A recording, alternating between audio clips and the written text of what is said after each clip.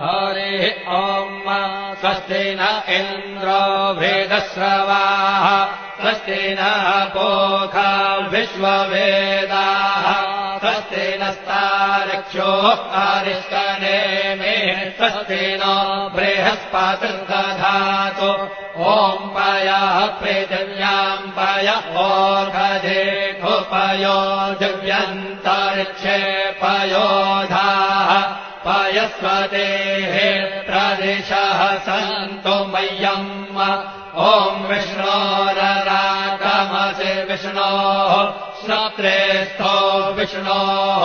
शूरसि विष्णोर्ध्रुवोऽसि वैष्णवमसि विष्णवे त्वा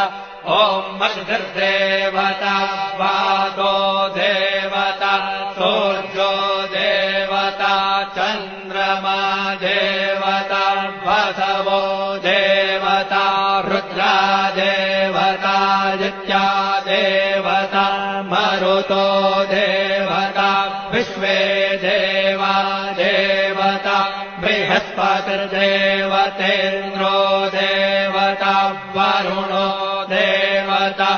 ॐ चत्वारि शृङ्गात्रयो अस्य पादा द्वे शीरेखे सप्तहस्तासो अस्य